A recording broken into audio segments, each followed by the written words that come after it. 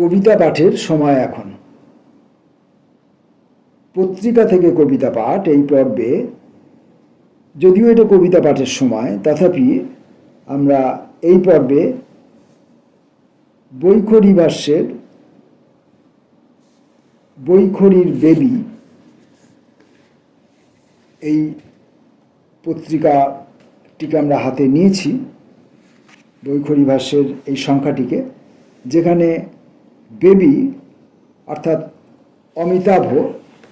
অমিতাভ প্রহরাজকে নিয়ে তাদের একটি বিশেষ সংখ্যা,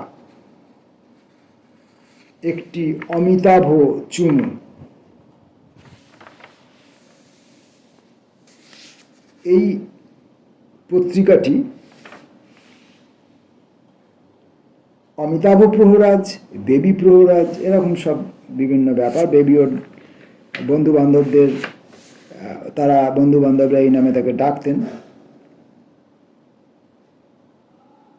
এখন এই অমিতাভ সম্পর্কে আমার ব্যক্তিগত কয়েকটি কথা বলে রাখি। যদিও এই পত্রিকার মধ্যে অমিতাভকে নিয়ে অনেক গুণীজনের, অনেক বন্ধুজনের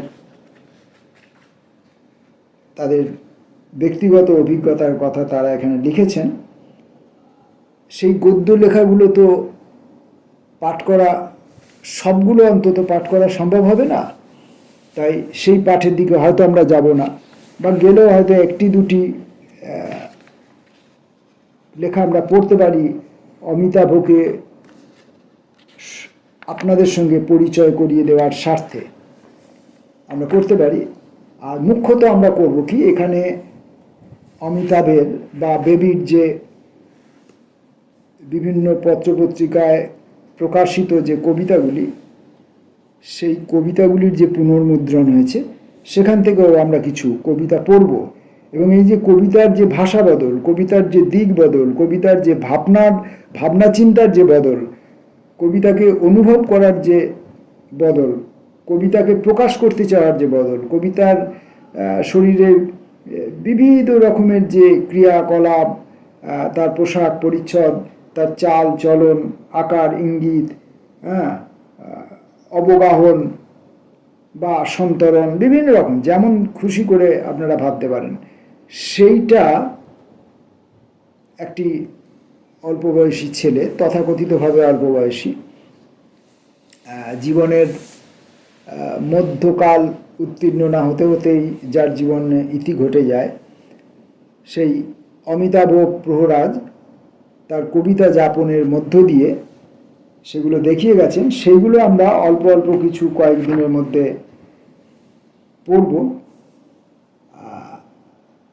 তাহলে পরে একদিকে যেমন আমরা কবিতাকে চিনতে পারবো, কবিতার যে সময়ের সঙ্গে কবিতার যে পরিবর্তন, তার শারীরিক পরিবর্তন, তার মনস্তাত্ত্বিক পরিবর্তন, তার সম্ভাবনার পরিবর্তন, তার প্রতিশ্রুতির পরিবর্তন, তার ক্রিয়াকর্মের পরিবর্তন, বিবিধ পরিবর্তনগুলো আমরা যেমন বুঝতে পারবো, সেই সঙ্গে আমরা ওই লেখাগুলোর মধ্য দিয়ে এই অমিতাভ প্রহরাজ ওরফে বেবি, একেও আমরা খানিকটা হয়তো ছুঁতে পাবো, হয়তো স্পর্শ করতে পারবো, হয়তো বুঝে উঠতে পারবো, না বোঝা দিয়ে বুঝে উঠতেও হয়তো পারবো। তো প্রথমত ওই বৈখরি ভাষ্যের পরিচয়টা দিয়ে রাখি। বৈখরি ভাষ্য একটি পত্রিকা। এখানে সম্পাদক মণ্ডলীর মধ্যে রয়েছেন যারা এই পত্রিকাটি পরিকল্পনা, আয়োজন, সম্পাদনা, বিলিবন্টন, যাবতীয় কাজকর্ম করে থাকেন। তার মধ্যে অবশ্যই অমিতাভ প্রহরাজ এখন আর পার্থিব জীবনে নেই, তা সত্ত্বেও তার বন্ধুরা কিন্তু তাকে এই বৈখরি ভাষ্যের পরিচালন মণ্ডলী বা সম্পাদক মণ্ডলীর মধ্যে তার নামটি এখনও আছে এবং সর্বপ্রথম আছে অমিতাভ প্রহরাজ। তারপর অনির্বাণ চট্টোপাধ্যায়, অর্ঘ্য বন্দ্যোপাধ্যায়, অরূপরতন ঘোষ, ইন্দ্রনীল ঘোষ, দেবাঞ্জন দাস। এই পত্রিকাটি ২৭তম বর্ষের প্রথম সংখ্যা, ২৭তম বর্ষের বৈখরি ভাষ্যের এটি হলো প্রথম সংখ্যা। এই প্রচ্ছদ ও অলঙ্করণ করেছেন অর্ঘ্য বন্দ্যোপাধ্যায়, যেটা আপনারা স্ক্রিনের মধ্যে দেখতে পাচ্ছেন। প্রচ্ছদ ও অলঙ্করণ অর্ঘ্য বন্দ্যোপাধ্যায় এবং ইত্যাদি। এই হলো পত্রিকাটির পরিচয়। এখানে সম্পূর্ণটাই অমিতাভকে নিয়ে করা, অমিতাভ কেন্দ্রিক সংখ্যা এটি। প্রথমে আছে সম্পাদকীয়, তারপরে আছে অমিতাভর জীবনপঞ্জি। অমিতাভকে নিয়ে লেখা স্মৃতিচারণী বলুন বা তার লেখালেখির উপরে বিচার বিশ্লেষণই বলুন, যেমনই বলুন না কেন, এরকমভাবে অনেকগুলি গদ্য রয়েছে। সেগুলি অনেকেই তার থেকে বয়সে বড় ছিলেন, অনেকেই তার বন্ধুবান্ধবরা ছিলেন, হয়তো দু একজন তার থেকে বয়সে বা অন্যান্যভাবে, যাই হোক, ছোট বড় তো সেভাবে বলা উচিত না, বলা যায় না। যাই হোক, আমি সবাইকে চিনিও না। এখানে যারা যারা লিখেছেন প্রত্যেকের সঙ্গে আমার তেমন কাছে বা দূরের কোনো তেমন পরিচয় নেই, কয়েকজনের সঙ্গে অবশ্যই আছে। এবং এগুলো বিভিন্ন রকমভাবে ভাগ করা হয়েছে: junior baby, dear baby, senior baby, baby বাবু, বেবি বকবক, বৈখরির বেবি, বেবি ব্লুজ, এইসব বিভিন্ন রকমভাবে বিভিন্ন পর্বে এগুলোকে ভাগ করা হয়েছে। তো এখানে আমরা এই সংখ্যাটিতে শুরু করছেন যেখানে অনির্বাণ চট্টোপাধ্যায় এই সংখ্যাটির প্রয়োজনীয়তা বা এবং ইত্যাদি নিয়ে তিনি হয়তো লিখছেন, সেটুকু আমরা পড়ে নেওয়া প্রয়োজন আছে বলে মনে করছি। উড়ে ওড়ে কই, উড়ে ওড়ে কই। এখানে অন্য ব্যাপার, পৃষ্ঠা 12-13 থেকে অন্য ব্যাপার হচ্ছে আমাদের অমিতাভর লেখা। সেখান থেকে সামান্য একটু অংশ উদ্ধৃত করা হয়েছে। আসলে ভালো লেখার প্রতি একটা মোহ জন্মে গেছে, এটা কাটাতে হবে। আমি একটা ভালো লেখা লিখব এই ভেবে কোনোদিন লেখা শুরু করতে নেই, বা আমি একটা নতুন লেখা লিখব এই ভেবেও। এইসব ভেবে ইলেকশন হয়। স্কুলে পড়ার সময় যেমন ইচ্ছে হয় মাঝে মাঝে খারাপ ছেলে হবার, ক্লাসে বসে সিগারেট টানবো, হাতে চেন জড়িয়ে মারপিট করব, পেটো মারব, সেরকম একটা লেখার মাঝেও মাঝে মাঝে ইচ্ছা হয় খারাপ হওয়ার। আমি ঠিক করেছি মাঝে মাঝে খারাপ লেখা লিখব। এটা তার একটা জীবনের দর্শন হতে পারে, একটা ভাবনা চিন্তা হতে পারে, সেটা তার জীবনকালীন সময়ের একটা দীর্ঘ সময়ের ভাবনা হতে পারে, বা কোনো একটা ক্ষণিক সময়ের ভাবনা হতে পারে। সে ব্যাপারে আমরা নিশ্চিত নই। তিনি আজ থাকলে বা আরও 20-30 বছর আমাদের মধ্যে থাকলে এই ভাবনার তার পরিবর্তন হতো কি না সে বিষয়েও আমরা নিশ্চিত নই। যাই হোক, অমিতাভ সেই কাঙ্ক্ষিত খারাপ লেখার খোঁজে বেরিয়েছে। ওর সেই ধক ছিল। আমরা অমিতাভর বন্ধুরা রয়ে গেছি বৈখরি ভাষ্য প্রকাশ করব বলে। বস্তুত বলে রাখা ভালো, বৈখরি ভাষ্য অমিতাভর আর এক ভাই, অর্থাৎ ভাই বৈখরি ভাষ্য বুকে পিঠে। দুই মলাটের মধ্যে স্থাবর অস্থাবর অমিতাভ, বৈকুণ্ঠী অমিতাভ সহযোগে প্রকাশিত হইল। অমিতাভ গন্ধ ভাবতে পারত না, অমিতাভ গন্ধ ভাবতে পারত না। এই বৈখরির নতুন পাতার গন্ধ ছাড়া পুরোটাই অমিতাভ কিলবিল। নতুন কাগজের যেটুকু গন্ধ আছে সেইটুকু গন্ধ ছাড়া বাদবাকি এই যে বৈখরি ভাষ্যর এই সংখ্যাটির মধ্যে শুধুমাত্র অমিতাভ আছে।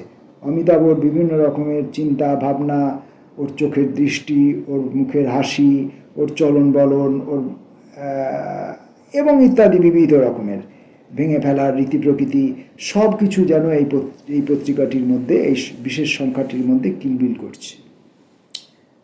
এখানে অনির্বাণ লিখছেন, প্রিয় বন্ধুগণ, আমরা এই সংখ্যা প্রকাশ করছি বিশেষ কোনো ভারাক্রান্ত মনস্তাত্ত্বিক অবস্থান থেকে, এমনটি নয়।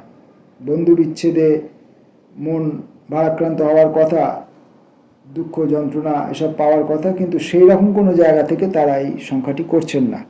অমিতাভ চলে যাওয়ার খণ্ড খণ্ড মুহূর্তগুলি ও সেই সব মুহূর্তে দোতনা ভাগ করে নেবার স্পৃহা থেকেও নয়। অমিতাভর মতো একজন সজীব ডাকসাইটে বন্ধু নেই হয়ে গেলে ঠিক কিভাবে তার স্মৃতির কাছে, তার ডাকসাইটে কাজের কাছে পৌঁছতে হয় তার নির্দিষ্ট দিশাও আমাদের নেই, আমরা জানি না। হয়তো কোনো গোষ্ঠীর কাছেই থাকে না, এবং আমাদেরও 3 বছর যথা।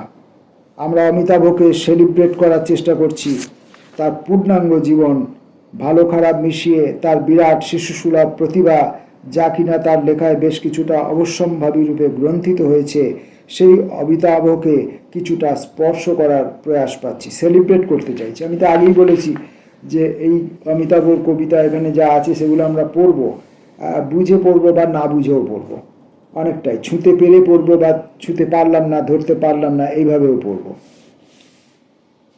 ক্রিয়েটিভ অমিতাভ পুরোটা, ওর সমস্ত স্বর ও দ্যুতি কি ধরতে পারা গেল?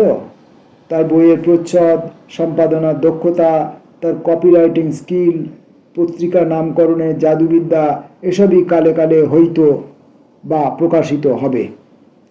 বন্ধুরা আরও কথা বলবে, কাজ করবে আগামীতে। মানুষ অমিতাভ খুব স্বাভাবিকভাবেই বিভিন্ন লেখায় টুকরো টুকরো ছড়িয়ে রয়েছে। প্রায় সমস্ত লেখকই তাদের ব্যক্তিগত স্মৃতি ফেলে আসা বেশ কিছু গতকালে আলোকপাত করেছেন। পত্রিকার দড়িতে মেলা থাকলো অমিতাভর সিনিয়র জুনিয়র, ওর কলিগ, বৈখরী শ্রেণীকক্ষ, পরিবার বিশেষের বর্গমূল।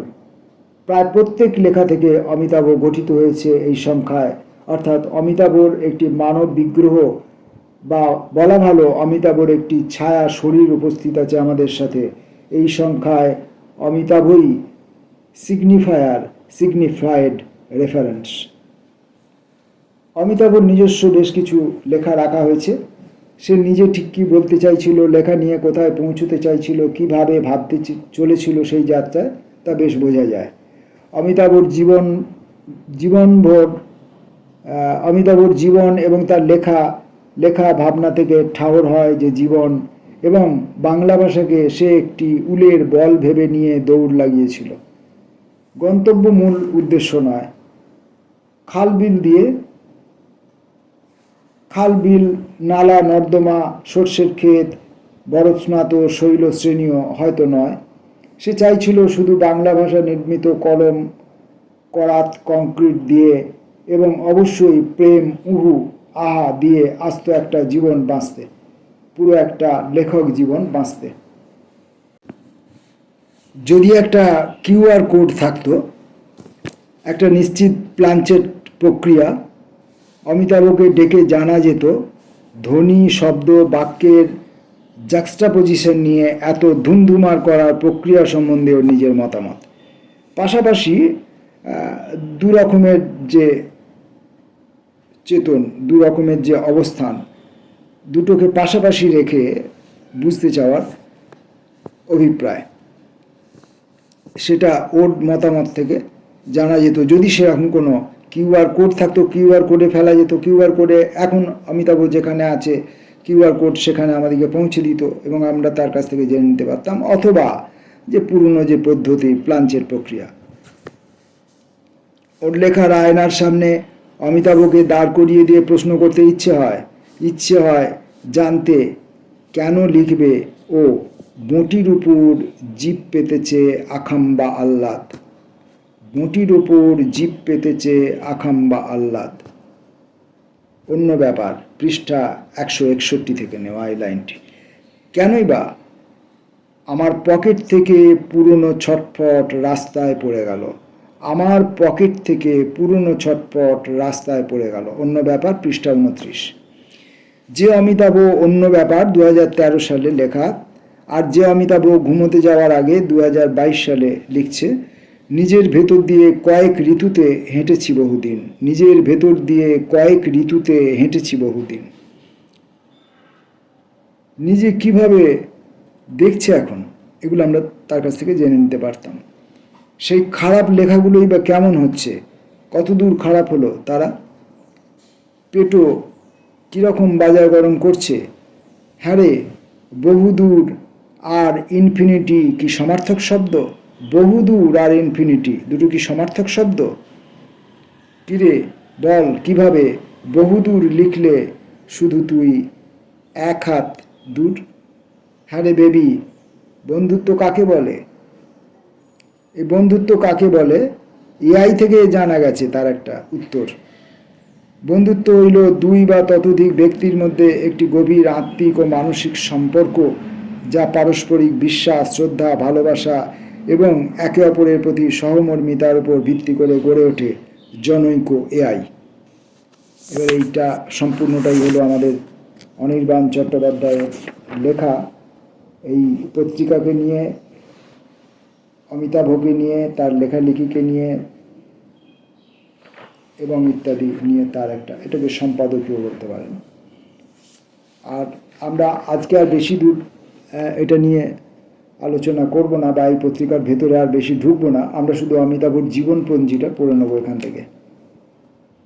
1979 সালের 17 ফেব্রুয়ারি পূর্ব মেদিনীপুরের পানিপাদুল গ্রামে জন্ম।